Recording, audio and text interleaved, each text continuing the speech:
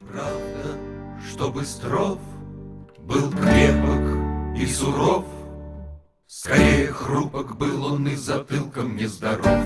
Неправда, что Быстров был крепок и суров, скорее хрупок был он и затылком нездоров. Он мнил себя изгоем, но пойти на криминал не смел, пока лекарств не принимал. Вранье, что сей изгой, израненный тоской, решил таки ограбить супермаркет на Тверской.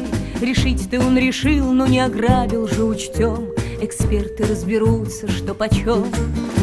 Неправда, что была пальба и все дела. Пальба была потом и лишь Быстрова извела. Мечтателем он был и домечтался до беды, а может, начитался ерунды.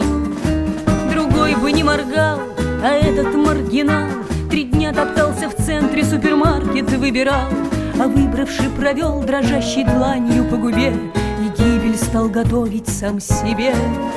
Чтоб вышло без улик, в подвалы он проник, охрану сосчитал, сигнализацию постиг.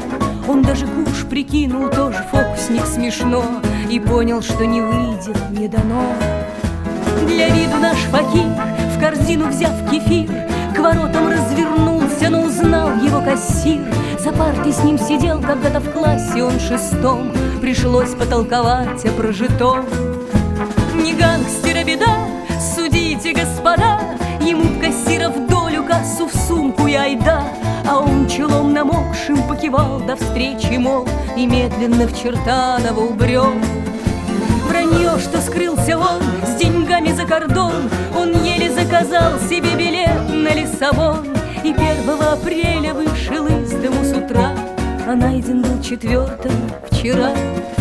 Что были мы друзья, опять пример вранья. Иные даже врут, что он и был, как будто я. Нерадостно, конечно, до людей не сокрушить, мечтать предпочитают, а не жить.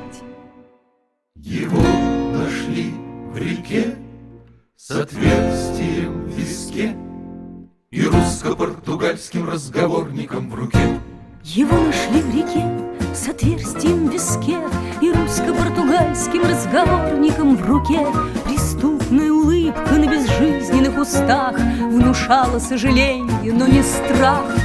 О, сколько ложных мук, о, сколько сразу вдруг! Неправда, все неправда, все неправда, все вокруг. Тоской истерзан я, лекарство за щеку кладу и медленно в Чертаново бреду.